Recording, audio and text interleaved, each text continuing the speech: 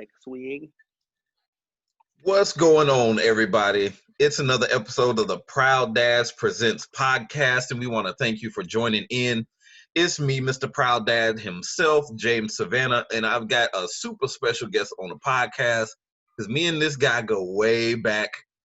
We had a friendly way rivalry in the on the football field. We was both on the defense, but I got my friend, my compatriot, my dude, Jason Venson on the podcast. What's going on, man? What's up? What's up, man? It's good to see you. Good to be here.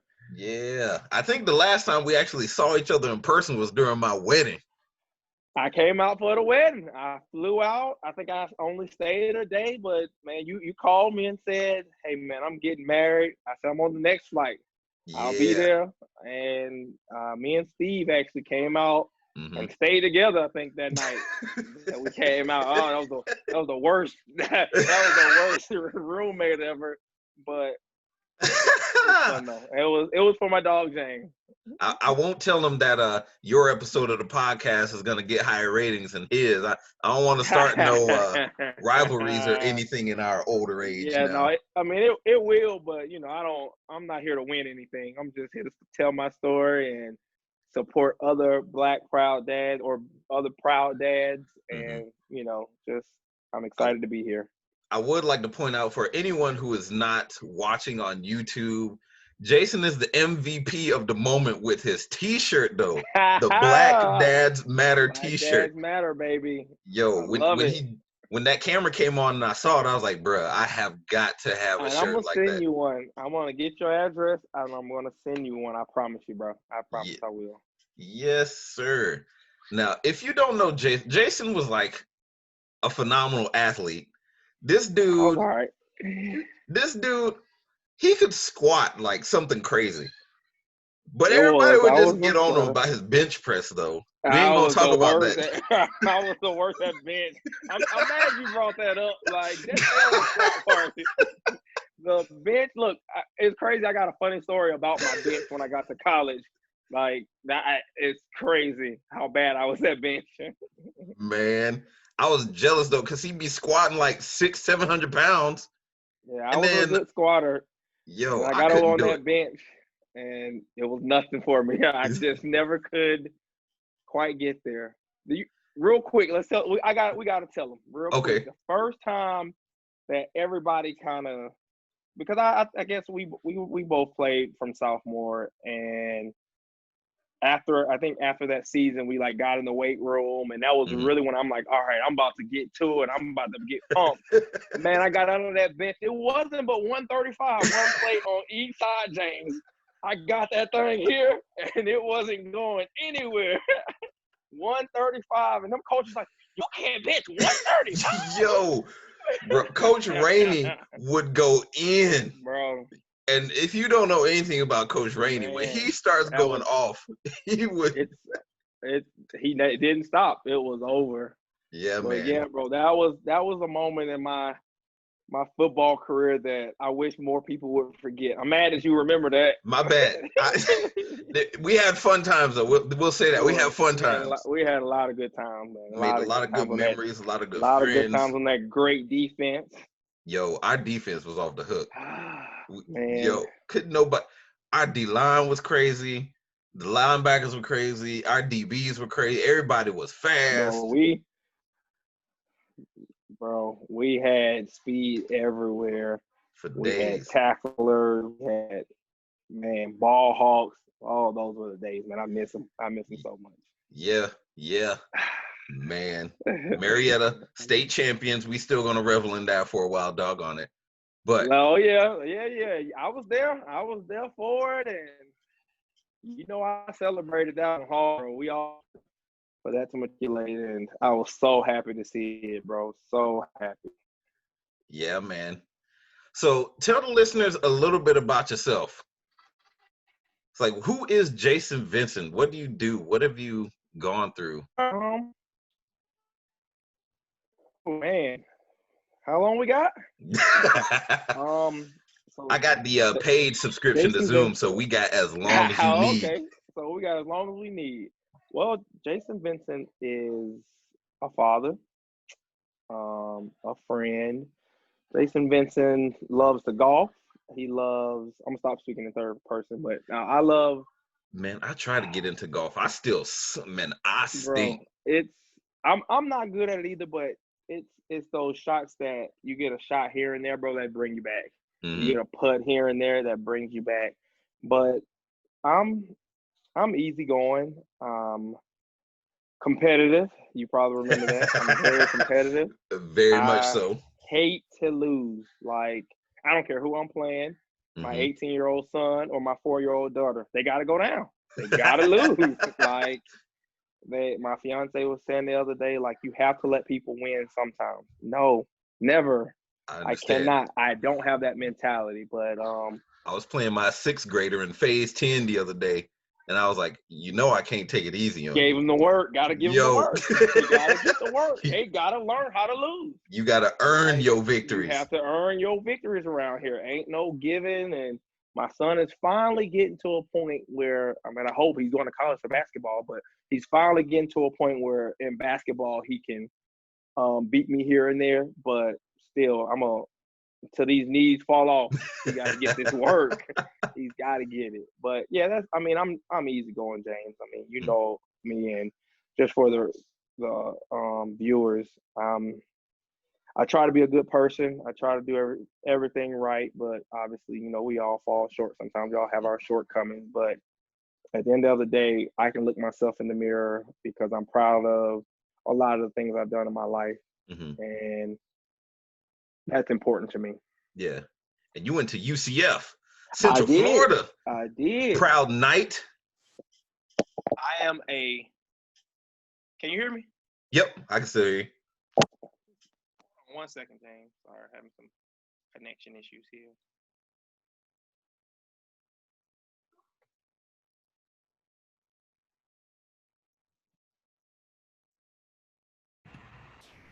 James? Yep. Okay, perfect. All right, sorry about that. I went to UCF. I am a UCF Knight. We did win a national championship. I don't care what nobody says. We claiming that, and y'all claim that hard too. We claiming that, and we keeping that. People that don't like it, too bad. I hope y'all jump in the comment section and talk about it. Hey. But I am a proud Knight, man. I am so proud to be a UCF Knight, and that's honestly where it all started for me. That's where I shouldn't say that. Marietta is where it started for me. Marietta is really where I kind of realized I had to get things together. And then UCF, I had some bumps in the road, but I had to refocus myself. And that's where I kind of refocused, and that's where everything kind of took off for me from there. Yeah. How was your time there? Like, what was it like being away from home? Man, UCF was great. Everything but my first year. My first year was horrible. I hated it. I was supposed to get a lot of playing time as a freshman. Tore my ACL on my first collegiate play at Wisconsin. I'll never forget it. And it was a non-contact injury. Like, nobody touched me. I'm running down on kickoff faster than anybody. You remember Man, those are always the worst too. You remember them horses, James. Oh, them horses. Them horses, baby. Horses. Hey, Coach Friday, yes. But so went down, tore my ACL, and that was just for somebody who's never been hurt, get hurt on your first play in college, and then just have so much uncertainty from there. It was tough for me, and I think that was a mental climb more than a physical for me, honestly, of kind of getting back. And that was tough, but things like that, what doesn't kill you make you stronger, and that really made me stronger. And then I went on to have a 4-year career, 4-year starter, and I would have had more stats had O'Leary not disliked me, because I was a let's see, what would you call what I was? I was a young, dumb kid.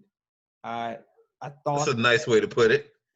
That's as good as I can put it. I was a young, dumb kid that thought my talent superseded anything else. Yeah. And what I mean by that is So my freshman year, I made the score. I was in the 2 deep. I was, expected to get a lot of playing time. The next year I come back after I redshirted that first year. Next year I come back and I work myself back into the 2 deep. And the coaches are like, we got to play this guy. We got to play this guy.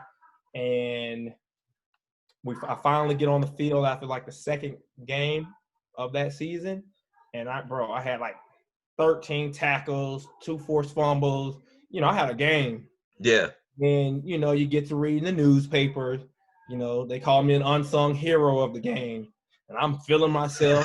Next game, I come back, have another good game. Even got a pick against Memphis and had a chase down on D'Angelo Williams.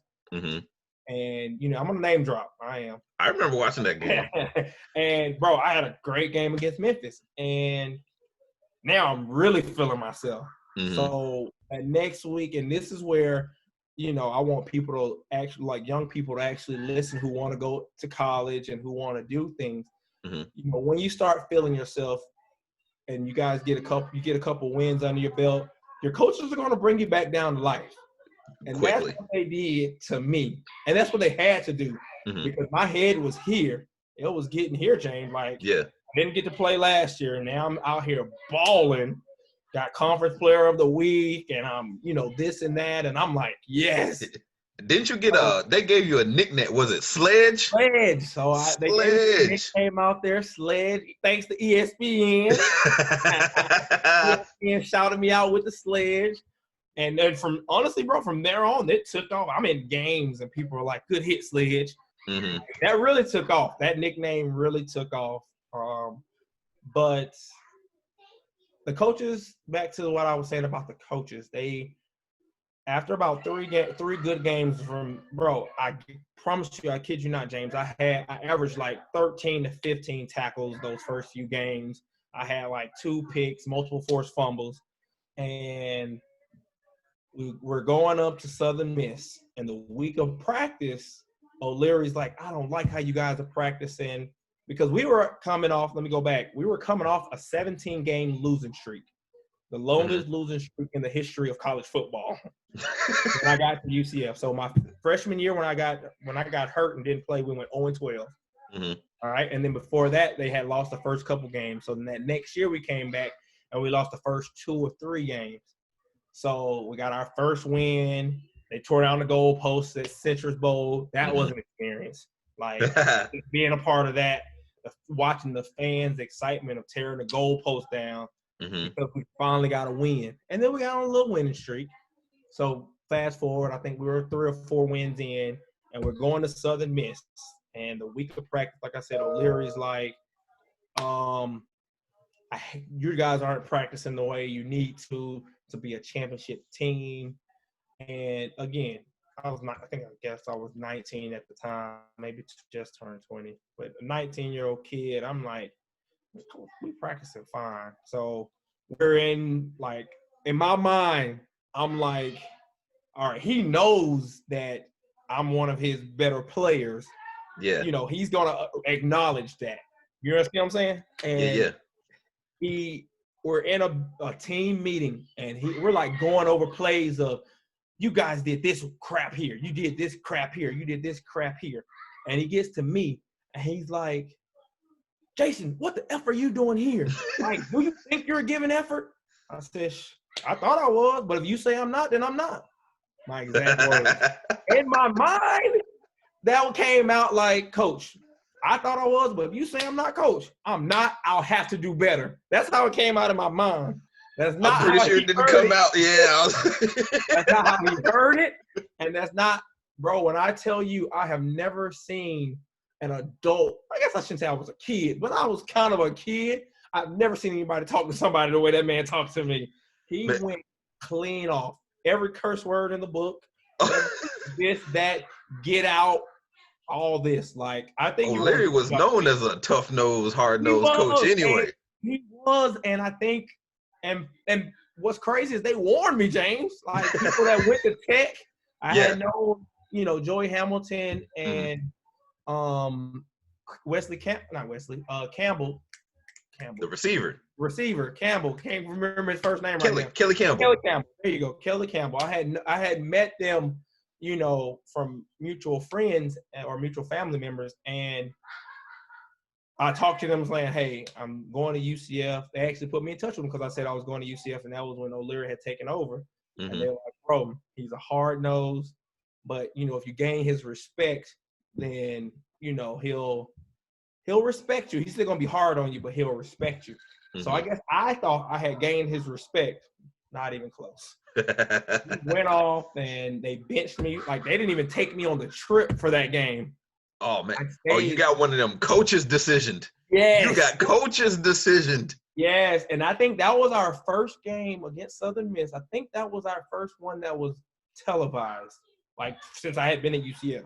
Mm-hmm. So I'm back at home like, come on, and we got smashed.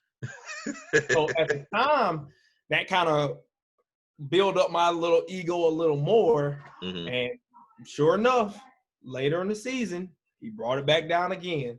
So yeah. I finally had to realize, like, look, bro, it's not going to work here. Like, mm-hmm. fall in line or you're not going to play. Right. And that's what I finally eventually did. Ended up starting over 50 games at UCF. And when I left, I was actually top 5 in tackles, interceptions, forced fumbles, and school history. Yeah.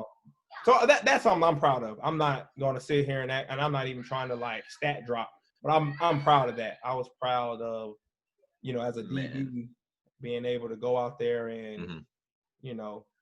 But knowing the work that goes into it and the work you had to put in, man, oh, goodness, man. You've earned the right to drop any stat out there you did. Those summer workouts in that heat, James, in Orlando. That humidity must have been crazy. Oh my goodness, man. I can't even sit here and tell you explain how bad it was. Mm. And we had strength coaches that were insane. Like, they were. But what I respected about them is outside of the, sprint stuff, they did the workouts too. Every workout they made us do, the 6 a.m. 20 sets of 20 squats, mm-hmm. they did them too. So I respected that. Like, you gotta like respect when they're not just telling you to do it, but they kind of live by it too. I did respect that, but they were tough. But man, and like you played it up earlier, so I'll give it to you. I did own the squat record out there for a while. For a DB. We had little records. I did own the squat record out there. I earned the squat record. Yeah. And the vertical jump. Man. Lower body strength like crazy. Nowhere close to the bench. Yeah. But squat and vert, I had both of those for a while. I think they've been broken since I've left. But I did have the squat and vert record that I was also proud of. That's what's up. And then when you came out, you went to Cleveland? I did. So I was out in Cleveland with somebody that thought he was Bill Belichick and was quickly shown that he was not. Was that Mangini? No, not Eric Mangini. Mangini. It was Mangini. It was Mangini's first year, actually. Mm-hmm. So I actually got a free agent contract out to Cleveland. And the reason I went to Cleveland, I had 4 or 5 teams that asked, for me to sign a free agent contract. And looking back, hindsight being 2020, I probably should have went to Baltimore. They did. With Ed Reed, they fit my kind of play better. Mm-hmm. But the purpose of going to Cleveland was a new coach, new regime. They want to see, new talent. They want to see people. Cleveland's Cleveland. Like, I'm thinking this is my opportunity to shine. And, bro, I went out there. I had a good camp. But, politics still run the NFL. Yeah. Like, no matter, they're paying this person this much.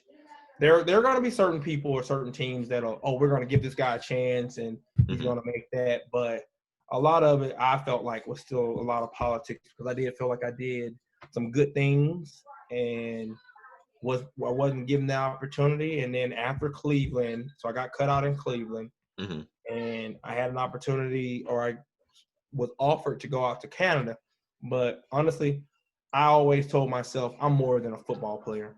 Right. And that's no disrespect to anybody who feels like football is their life, because honestly, to be great in football, you do have to take it like it's your life.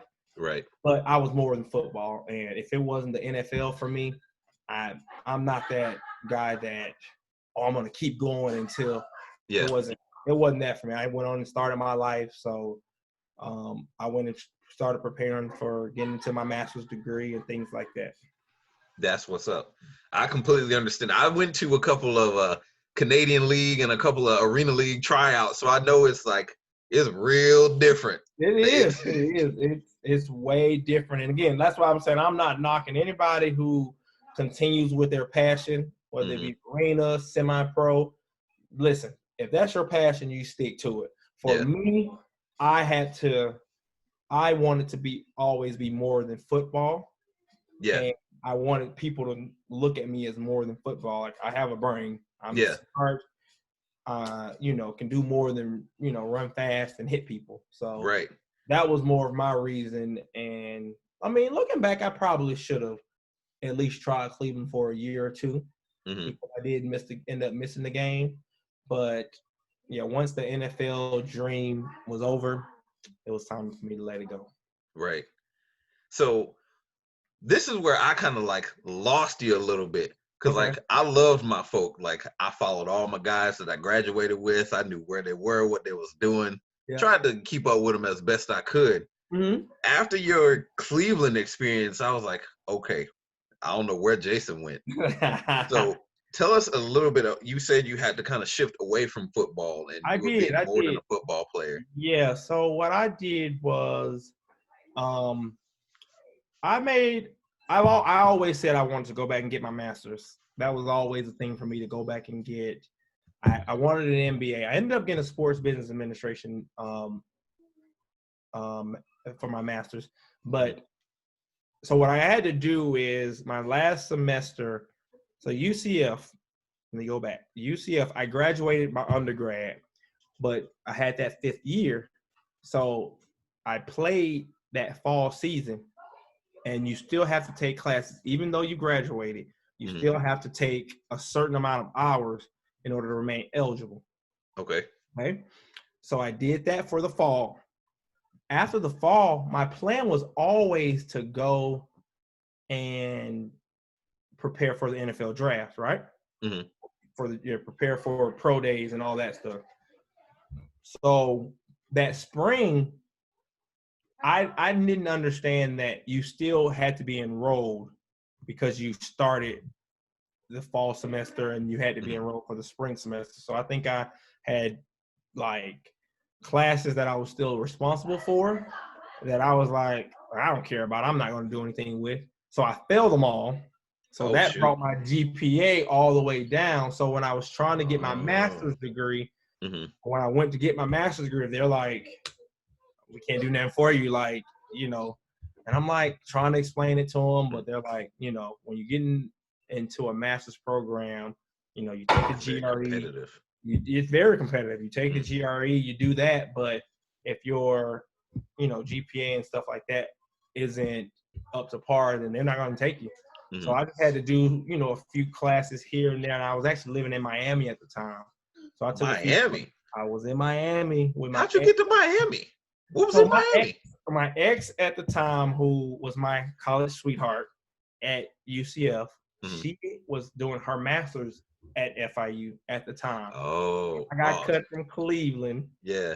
I went back to Love. And so I was out there, and I was working for Marriott and working on getting my what I needed to do for my master's degree.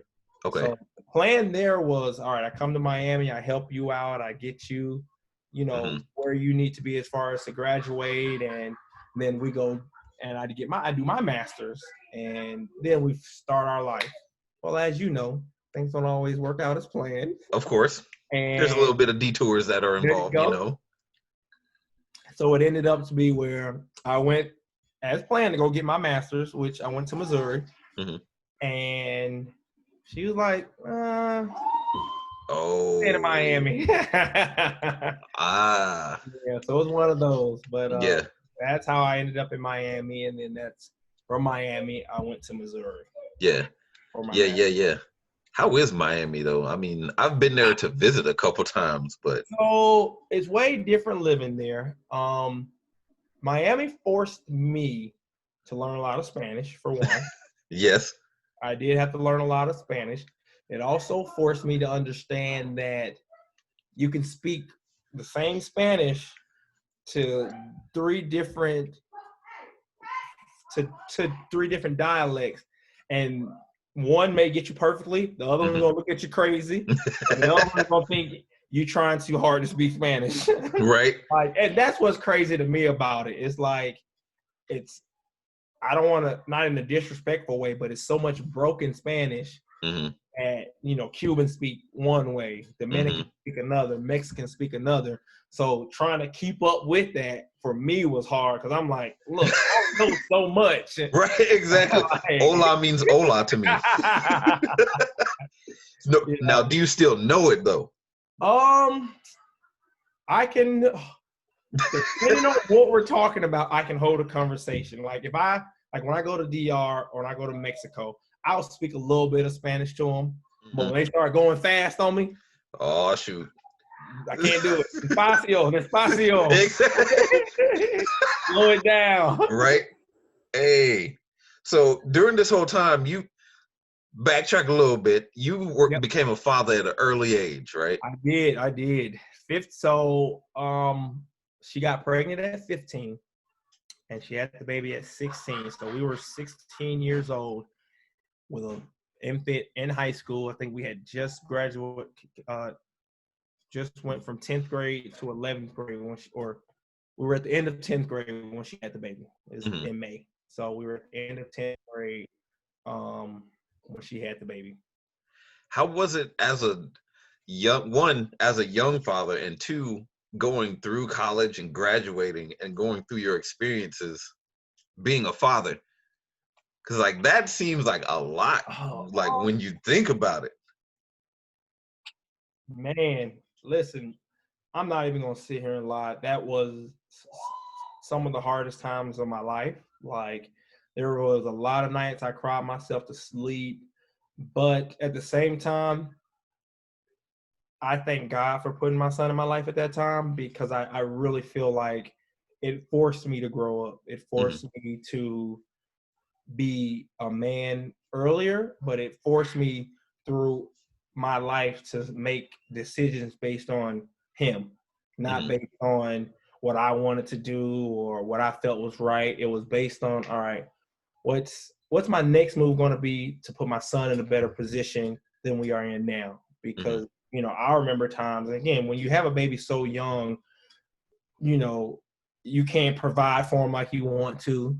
Right. Like, I didn't have a job. I played 3 sports in high school. So I was fortunate that Coach Googe, our track coach, he had a little real estate business where me and Robbie Robinson used to go out there and do landscaping for him. We used to knock down houses.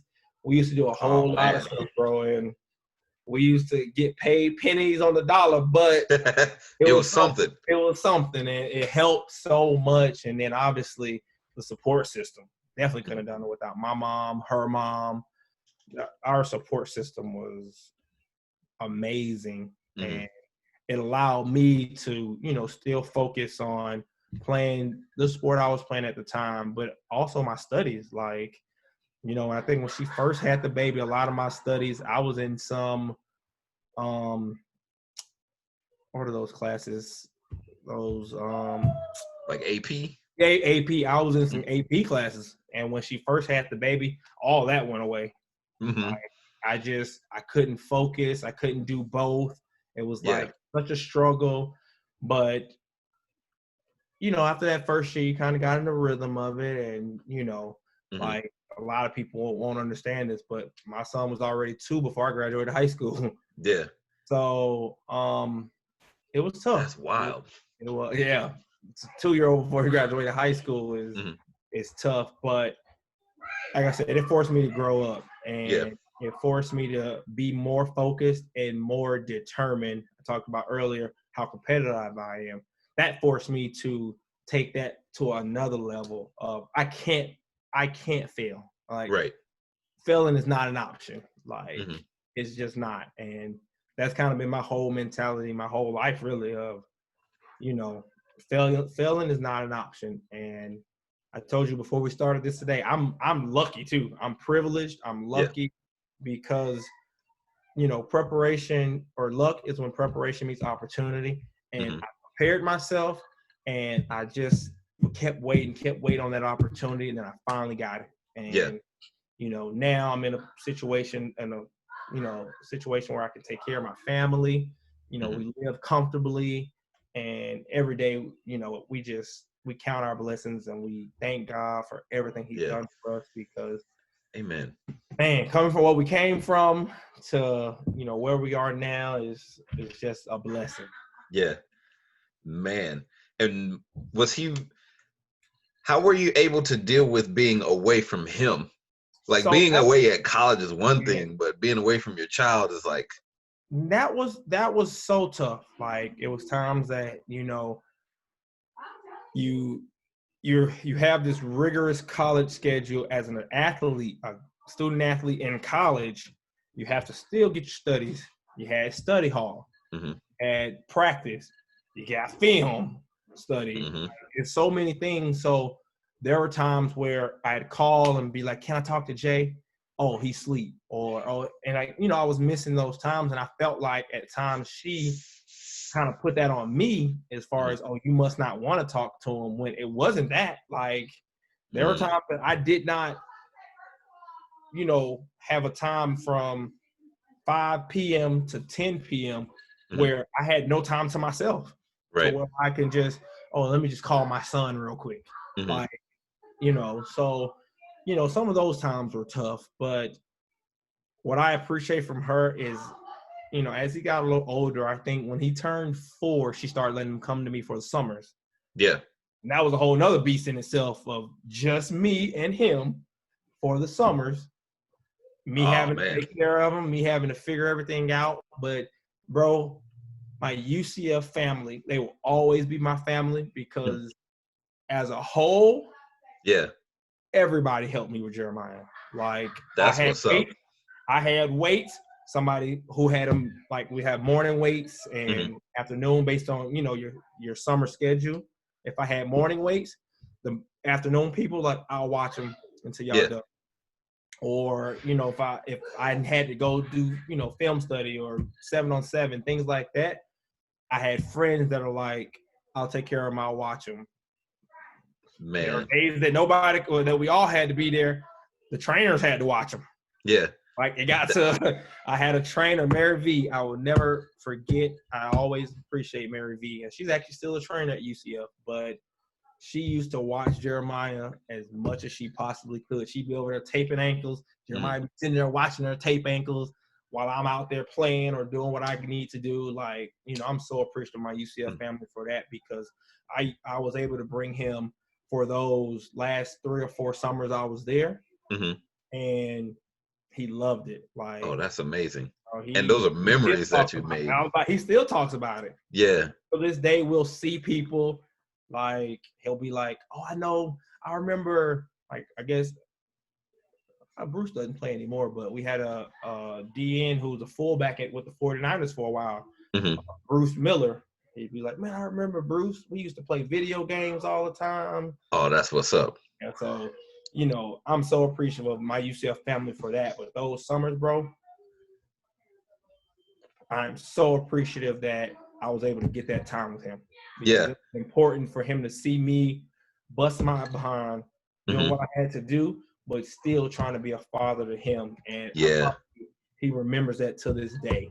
He was like 5, 6 years old at the time, but he remembers that to this day. And that's one of the more proudest moments of my life is being able to get him out there for them summers and just see that atmosphere and just absorb it. And now he's like, "Man, I remember when y'all did this at UCF. I remember when y'all did that at UCF." So those memories start about that 5 or 6 age. Yeah. He definitely still has them. So I'm appreciative of that. Man, that is so cool. And you made it and you graduated. And it was tough, bro. I'm not gonna lie. Like my mom would bring him out there for games. You know, my mom works at Delta, so she would bring him for games, and it was always great to see him. But those summers when it's just me and him, I gotta feed him. I yeah. him. Like, bro, mothers get the utmost respect from me. You know, especially single mothers who have to do it by themselves, because that is not easy. Man, I had to go back and tell my mom, I'm like, when I became a parent, I'm like, Mama, I'm sorry. I see why she got a new house and a new car once me and my sister left. I'm like, yo. Yep. I feel you own that one. Yes, bro. Man, I appreciate my mother so much. Like growing up without a father, that was another thing for me. Growing up without a father, I couldn't repeat. Yeah. What I went through. I couldn't. And even though I was not there in the house with my son on a day-to-day basis, which I wanted to be, but I wanted my son to see, look, I had you young, and I'm trying to, remedy all this and still get my education, still put myself in a position where I can take care of you. I made an investment. That's what I kept telling myself it was. The time away from him at that time was just an investment. Yeah. Now, now I get to see him a lot. I see him all the time, and I'm in a position to where I can financially, do for him. And that's the best part. That is what's up. So you said you went to Missouri for a little while. You went from Miami to that's a transition in itself, going from Miami to Missouri. And again, a guy that's never been from the South, outside of when I was in Cleveland those few months before I got cut out there, I had never been out the South. Yeah. Like, obviously we played different places and all that, but as far as actually living somewhere, yeah, I had never lived anywhere outside of the South. So and the Midwest Florida, is a whole nother animal. Man. And Missouri, they got hills, and when it snows, excuse me. What up? Say hi. Hey. Oh, see, she's the MVP too with that T-shirt, that Rad Dad T-shirt.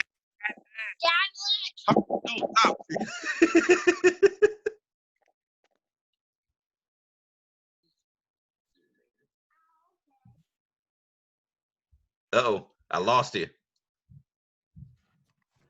All right. So yeah. That's look, everything I buy. Hey, Cameo. That's all she gets is dad shirts. She knows what's up. But yeah, bro, going to Missouri from Miami was bad enough. Nobody warned me about driving in the snow up there and the ice, and gosh. Dude, that's the craziest thing to have to get used to. Is like, I never got used to it. I just couldn't do it. I had the scariest moment of my life one day. I was trying to drive slow, like, and I think I hit an icy patch or whatever. Yeah. Bro, my car would not stop moving. And like I was going into oncoming traffic, and I'm like, oh my God, I'm about to die. And what ended up saving me was, like, as I got into the oncoming traffic, a car had just passed. So I kind of turned my car and just kind of sat there on the side of the road. Yeah. But bro, that was the scariest experience of my life. From then on, I was like, it's cold, but I'd rather walk before I drive anywhere. That thing is scary. I keep telling people, you don't get used to it. You tolerate it, but you don't get used to it. Coming from where we from. I was there 2 years, bro, and man, that was an experience. That was definitely an experience. And so, were you in college out there? So I was getting my master's out there. So I did my master's out there, but I actually was a graduate assistant for the Northwest Missouri State football program. Okay. So I actually coached the cornerbacks out there. Really? And, Northwest is a powerhouse D2 team. And the year I was there, the next year, they didn't win it. It was the year I left, because of some of the players that I recruited, they won the national championship. So I was able, thanks to my job, I was able to go and see it and be there up close and personal. And afterwards, I went down on the field and they gave me hugs. They like, oh, we miss you, coach. We miss you. So that was a rewarding experience as well. Like, that felt real good just based on everything that happened in Missouri.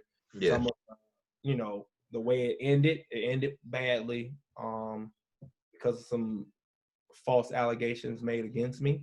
Mm-hmm. But seeing that and going back and having my players like jump all over me like, they should give you a ring. They should give you a ring too. Because a lot of those guys I kind of helped recruit there and, drive them to and from the airport, which was all about an hour away. So yeah, it was. Wait, they didn't give you a ring?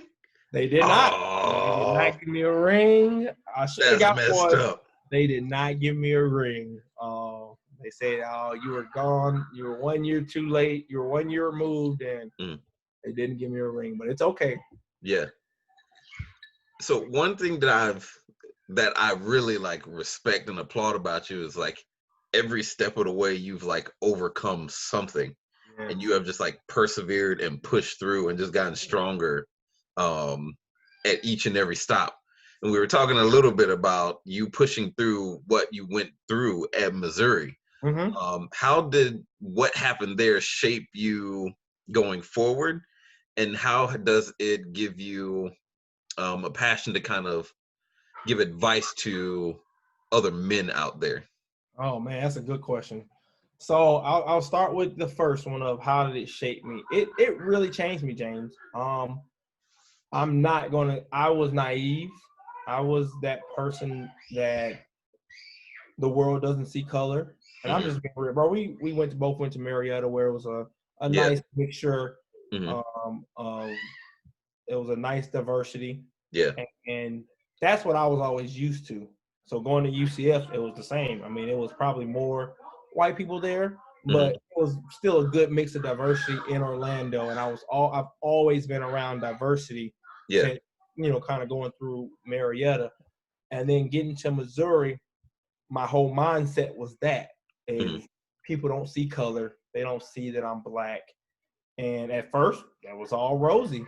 And then a false allegation was made against me to where I was at a party and a girl said that I touched her and she didn't give me verbal permission to touch her. And well, what happened was I ended up going to court, fighting it, and it all came out. The truth came out that she lied, and her friends, like, she was just embarrassed, and, she tried to apologize to me, but, everything was already ruined at that point to where they had fired me from my graduate assistantship, so they took my scholarship. So I was 6 hours away from getting my master's degree. And let me go back. I'm gonna tell you this. I'm gonna tell the story. Gonna tell the story. Maybe your viewers want to hear it or need to hear it. Yeah. But as you just talked about, is me persevering through a lot of things in my life. So I remember 2 occasions in my life to where people told me I would either be in jail or dead by the time I was 21. All right. My 5th grade teacher, Mr. Strauss, never forget him. He smelled like coffee and cigarettes every single day of my 5th grade year. And he because I talked too much or because I wanted to be the class clown, he took me outside one day and he's like, "You're going to be in jail or dead before you're 21 years old. And that's just sad." Was his exact words to me. I'm in 5th grade, and I remember those words like they were yesterday. They burned through my soul. At the time, and after I had Jeremiah, I had a couple parents tell me who I thought, liked me and whatever, but they're like, I think one day I was talking to one of their daughters, and they came to me later and was like, "Can you please not talk to my child? I don't need her getting pregnant by you or anything like that." So I say that to say, oh man, you think only that stuff happens in movies, yo, bro, and that's what I'm saying. Like people start telling you you're just going to be another statistic now. Like, had a baby, what were you thinking? What are you doing? Like, you hear that, it rings in your head. And so my biggest motivation for what I've always done is I didn't want to be a statistic, obviously, and I was so afraid of failing. So let me kind of go through my point here. I'm in the last semester of my master's degree. Okay. Like, I got 6 hours. Actually, I really only had 3, but they make you take 6. I just had to write my research paper, and I took another online class, and I get a master's degree, James. So, and if I get a little emotional, forgive me, because this does make me emotional, because I've heard for so long, you're not going to amount to anything. You're not going to be this. You're not going to be that. And I'm not even, a negative person to where I feed into that stuff. But once you sit back and you take it in of, well, you said I wouldn't do this. I wouldn't even graduate high school. I graduated from UCF. Yeah. In 3.5 years. Oh, you said I wasn't going to, I wouldn't live to see past 21.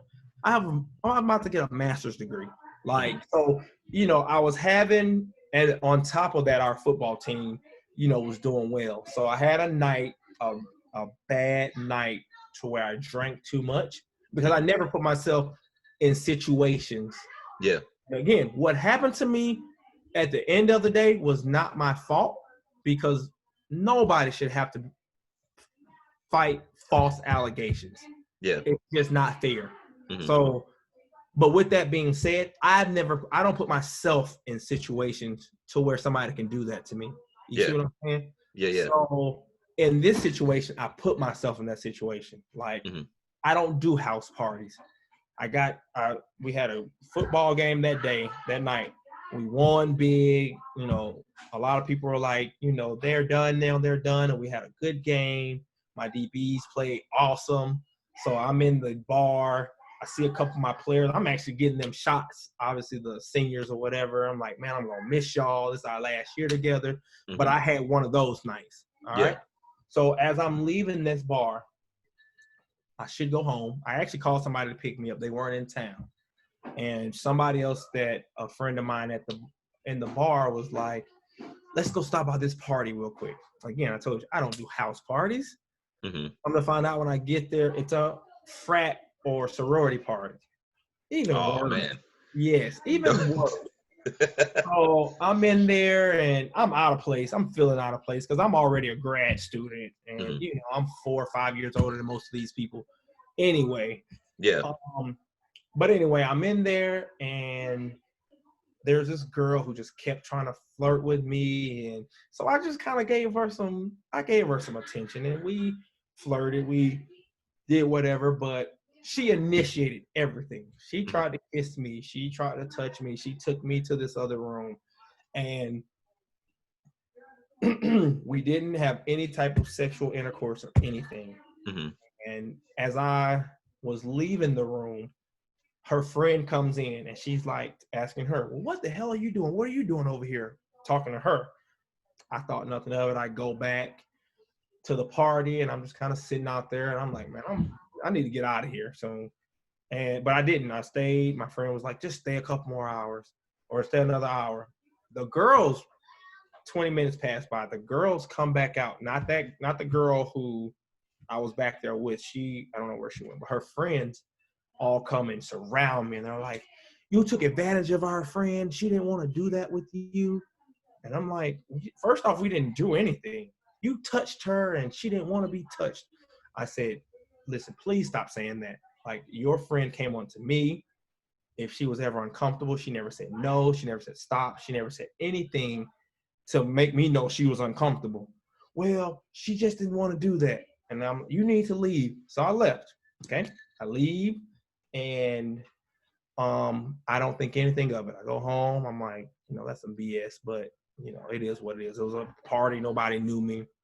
The next day, I get to work, which was my graduate assistantship for football as a coach. And the head coach brings me in, and the AD is in there. And, oh, man. Yeah. And I'm like, what's going on? And they're like, Jason, tell us about what happened last night. And I'm like, I was drinking. And again, I don't drink that heavy, so I forgot a lot of what happened. So I wasn't lying to them saying nothing, because nothing happened as far as I was concerned. And so I'm like, nothing really. Like, I went to a party and, and I think they were looking for specifics, obviously, and I couldn't remember specifics as far as who'd you see, who'd you talk to, what'd you do here. So, as they kept talking to me, I kept, things kind of kept piecing together a little bit. But they were like, well, the police are looking for you. And you should go talk to them, but do not go without a lawyer. This is their exact words to me, James. This is their exact words to me. Now, again, me being the person I am, I don't need a lawyer. I didn't do anything wrong. Like, don't tell me. I'm not going to get no lawyer. I did nothing wrong. I'm going to go explain what happened. Yeah. And this is going to be it. It's going to be the end of it. So I go up there, and this is where I'm getting to some advice for others of always get a lawyer. I don't care what anybody says or what, and it's not even because to assume guilt. Like, that's what I always thought. Like, oh, they lawyered up. They must be, that's what you hear on TV. Yeah. Ignorant. That is pure ignorance. That is not true. A lawyer can keep you out of jail. Right. Because when I go up there, I tell the officers, they ask me what happened. I'm like, officer, I don't remember specifics. She kissed me. I don't remember exactly what happened after this or that, but I know for 100% fact, this woman never said no to me. She never said stop. She never pushed me away. She never expressed anything to make me know she was uncomfortable. James, you want to know when I knew I was SOL? This officer says to me, uh-oh. She never said she said no. She never said she said stop. She never said she pushed you away. But she didn't give you verbal permission to touch her. That's what his exact words. I said, well, officer, she kissed me. How was I supposed to know if she was uncomfortable when she kissed me? She took me to another room. This was her sorority house. I didn't know where we were going. And he's like, well, at some point you should have verbally asked, could you touch her the way you touched her? I was flabbergasted. I'm like, I've had my share of sexual encounters. I've had a woman tell me no. I've stopped. I don't go any further. Like, how was I supposed to know? He's like, that's your responsibility. That's not our problem. You're under arrest. His exact words. Oh, man. I go to jail for a few days, and my mom comes and bails me out, and we go and see a lawyer. The lawyer that the coaches and everybody was recommended in the first place. We go and see him. And he's going through everything. He's like, something's not adding up. Like, you're not telling me everything, or something's not adding up. And I'm like, I promise you. So they had put a restraining order on me from her. Again, I didn't even know this girl, but I'm glad they did this. They put a restraining order on me. So we had to go to court for that. And my lawyer was able to ask questions. Yeah. And he was able to simply ask her, like, well, did you ever tell him no? I guess I can appreciate that she didn't lie about that. She didn't lie and say, yes, I pushed him off of me and he wouldn't stop. He tried to force me to do this. Or he tried to force me to do that. Like, she didn't say any of that. She's like, no, I didn't say no. I didn't say stop. I was in such a state of shock. I didn't know what to do. And I'm like, okay. And so after that, that hearing, my lawyer gets back and he's like, he shot it to me straight. And this is the day that I realized, okay, I'm still a black man in America. He said, I wish you would have come to me before. He said they never would have been able to arrest you. He said, if I'm being real with you, if you were not your skin tone, you would not be going through this right now. He said, wow. Never done this to a white person. And he was white. He said, I'm sorry to be the bearer of bad news of that. And again, I will claim ignorance of, I mean, I knew these things. I knew what existed, but I turned a blind eye to so many things for so long because they did not directly affect me. Mm-hmm. Like I didn't experience I did experience it, but I didn't notice it to the extent of like I would get stopped by a police officer and I'm chummy with the officer and he's asking me questions like, well, where are you going? Well, why are you going this way? Why are you over here? Why now I look back, why are you stopping me? Like what can I help you? Yeah. And so you start getting those profiling moments and you start remembering how they happened to you. When I was in Florida, they happened. When I was here in Georgia, they happened. Like, so you start to think about it like that. But that was my eye-opening experience. And I want to share that because while that was technically, at the end of the day, that was not my fault, I want young Black men specifically, to know we don't get the same opportunities to get off of things the way others do. Have to make better decisions. We have to say, I can't put myself in that position because this may happen. Right. That's the message that I feel like we should be passing along to our younger generation of. And that's wisdom. Yeah. Like we can't do it. Like you don't get to do the same things, unfortunately. You should be able to. We should live in a world, but we don't. Right. You don't get to talk to I tell my son, if you get stopped, you put both hands on the steering wheel and you talk to this man like you got some sense. Right. He might chastise you. He might say to you, well, you don't belong over here. I've been told that by a cop before. You don't belong over here. What you doing over here? And then they try to come back with, well, it's just a high drug area, so we're just trying to. No, you don't have the right to do that to me. But I tell my son, I need you home more than I need you wrong. I need you home more than that. So, man, and that's deep. We need you home more than he needs to be wrong. Yeah. Need you home more. Like that's more important to me than you showing him that he's wrong. Yeah. He's probably going to be wrong. But guess what? He has the power to make your life, and that's not fair. It's not fair. But he has the power to make your life a living hell if he chooses to. And then guess what? All he has to say in the paperwork, it could be a lie. Resist it. Yeah. Or like it's so many fit the description. It's so many things that they can just say and booyah, charges are against you, and you have to defend them. You have to defend yourself. Right. They don't have to prove those charges until you get to a court of law. But I have to defend myself against those charges.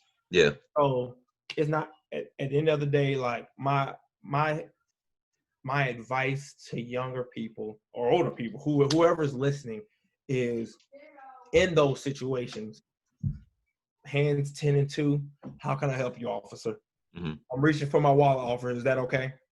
Like that's how I feel like it needs to be, because it's more important for you to get home than to make that man look wrong. Man, I'm coining that phrase, by the way. You should. It's more important for you to be home than for them to be wrong. More important, like that's. Well, I might need to trademark it before you try to. Your proud dads might get something going, and you'll get the royalties over it all, you know. Like courtesy of. That's super important, especially today, like because my son. One second, baby. My son will think that because he's right, that matters. Right. That doesn't matter. And that's the tough thing because I used to coach high school football, and you know how we are. It's like, man, we know we right, and we gonna make it a point that everybody knows we right, matter what. Yeah. But I'm like, that is so deep. It's like, we want you to live. It's like, does it matter if you're right if you're not living? Doesn't matter at all. Like, you're going to be put on a T-shirt and they're going to say you were resisting arrest, or he felt, for his life, like just with everything going on right now, it's more important to me for you to get home than you to make that officer say, well, he's not gonna say it, but for him to look wrong. Right. And we'll fight another battle another day, but right now. That's not the battle we want to fight. Like, exactly. Your battle. That's not the one to fight. And I think some people who we talked about before this show started may think that's kowtowing or, whatever, but I don't think so. I think that's being smart. I think exactly. It's smart to put yourself in situations to where hey, I'm going to do it. And hey, and that doesn't mean 100% that cop's not having a bad day and he's going to take some out on you. It doesn't mean that. But it does give you a better chance to get home for that. When I got my hands up here, the cop might say, okay, I feel a little more comfortable now. And then you're talking to him like you got some sense, like, yes, officer, what can I do for you? Or I'm going to reach in my pocket right now. Is that okay? Making sure, like, you're talking to officers like that. And again, not in a kowtow kind of way, in a get home safe way. Because that's the most important thing. Because that man can do whatever and say whatever. And then what are they going to do? They're going to bring up your pictures from high school when you got in trouble in a fight. And they're going to bring up a tweet that you sent out when you was like 14 or 15. Yes, they're going to villainize you. And that it's just not worth it. So that's my advice there. But yeah, and it's so crazy as like parents now that we have to have those conversations. Even still. It's so like wild. And what's hard about it, James, for me is I don't want it to be when I have these conversations, I don't want him to have any type of disdain or hatred toward police or toward because guess what? I don't care what nobody say. All white people aren't racist and all police aren't bad. Right. Exactly. But with that being said, you can't tell me for so many years, well, rotten apples ruin the bunch, and it doesn't pertain to you too. Right. You see what I'm saying? Yeah. So you can't pick and choose. There you go. The bad apples in your bunch is ruining your bunch right now. Right. So good apples need to stand out a little more for us to have a little more trust in you. Yeah. Because for so long, black are these thugs and this. No, we're not all thugs. We're not all. A lot of us got some sense. A lot of us. Right. Most of us actually. Let me say that. Most of us. There are a select few that don't, but most of us have some sense, and most of us, know how to act. We just want to live our lives and achieve and work our way up and progress. So don't lump the bad apples this way, but then we can't do it to you. But I don't want my son to grow up thinking he's got to fight against the police or he's got to against the police. We fight for police reform and police change. Yeah. We don't fight against the police, if that makes sense. And the one thing that I have is like I try to instill that wisdom in my kids without instilling fear. Because it's like I still want them to live their life. Yeah, it's hard. Like it is hard. And it's like it's not fair that we do have to do it. Yeah. But it gotta be done.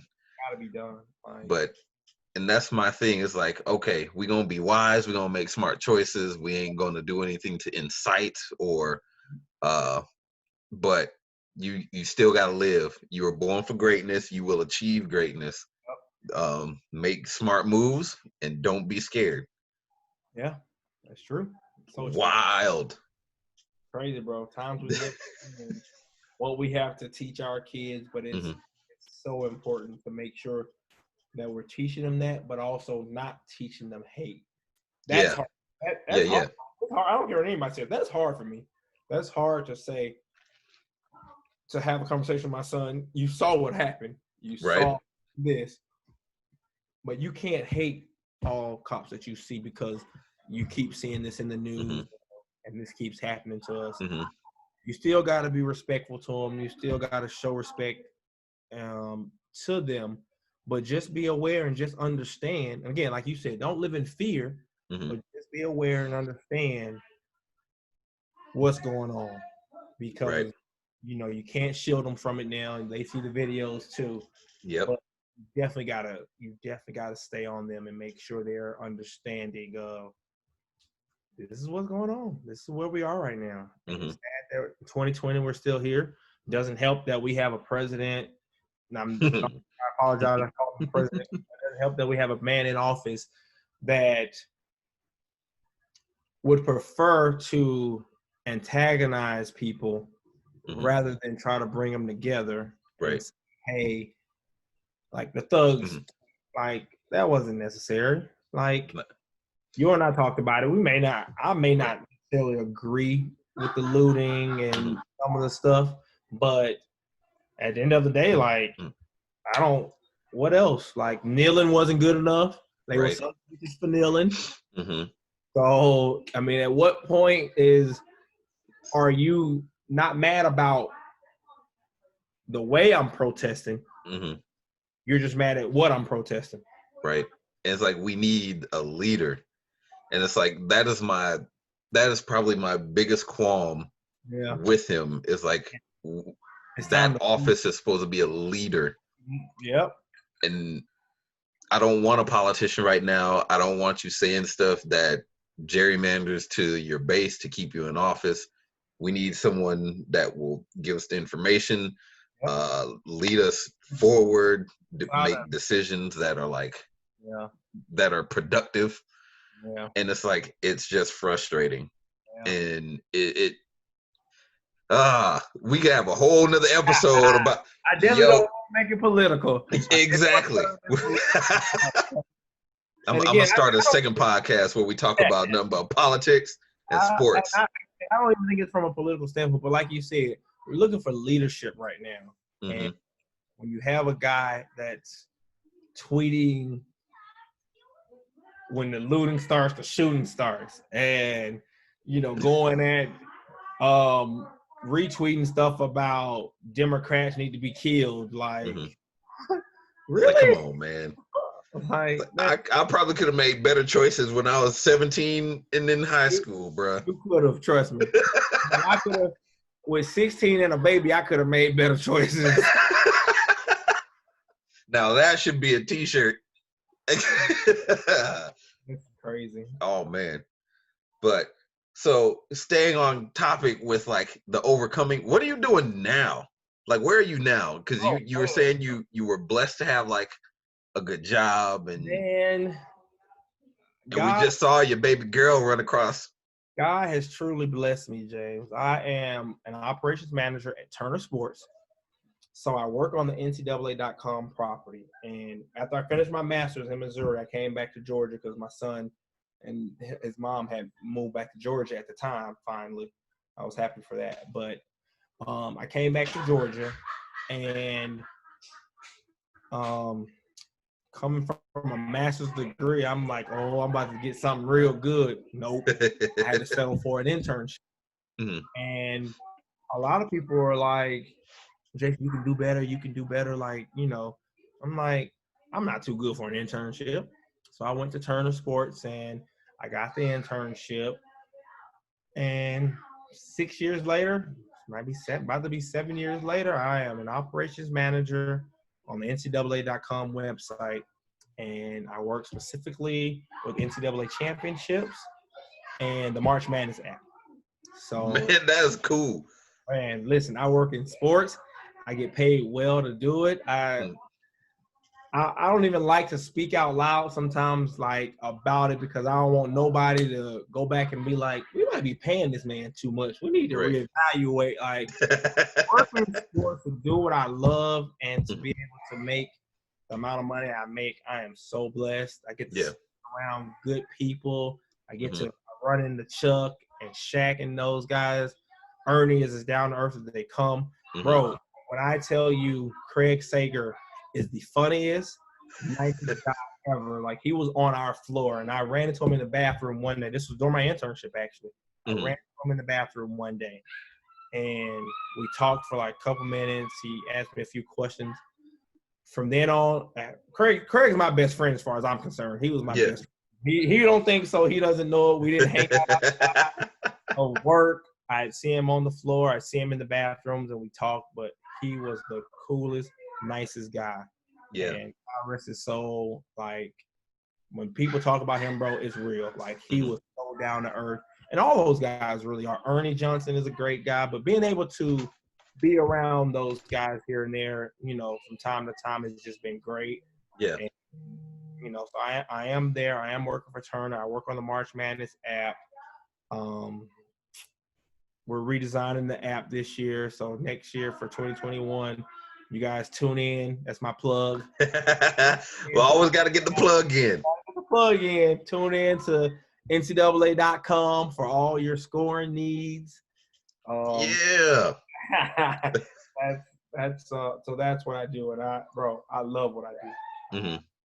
And I had to work hard during that internship, but it earned me the trust of people around me. Yeah. And at the time, you know, if you guys know anything about corporate America, it's all about the numbers and when they have head count for you and all that. So I actually was in my internship. After that, they couldn't bring me on full time, but they found a way to keep me in a contract position. All right. And during that time, we went through a 2020 where they let go a lot of people, and I was able to stay around. So I was happy about that. And then after that, like, it's just been promotion here, promotion there, and I'm in a position to where I'm so happy. Yeah. But this is not a plug, but if you have recent college graduates, we do have an internship program that I want you to be able to contact me and say, hey, I got this college person. Doesn't mean I can get them the internship, but I can definitely get them on the list, get them in front of the right people, get them interviews. And the best I can do is an interview. Like I said, I'm not a part of the hiring process. I don't do anything specifically like that, but college graduate, they have to be college graduate for the internship. But it's our NCAA internship program. It'll have to pick back up next year because they brought back this year's interns based on COVID. But moving forward, if you guys have recent graduates that are looking for something that has to be in Atlanta, obviously, they have to move to Atlanta. It's a great program. And so many people like myself and others, like I can name like 6 or 7 people that currently work at Turner who went through our internship program.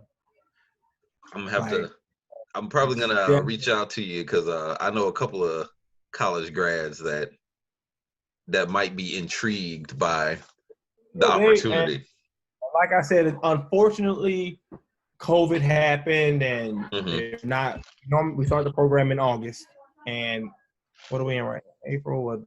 They would have closed by now, but I think we start about February to where we open up the position ever. So if you got names, if you've got resumes, if you got people, we can stay in touch and just send them my way. And like I said, the best thing to do is get an interview for sure. I know I can get interviews. And get them in front of the right people. And then from there, it's just about the right fit as far as what those people like. That's what's up. And it's interesting that you said that because I was just on our favorite platform, Twitter.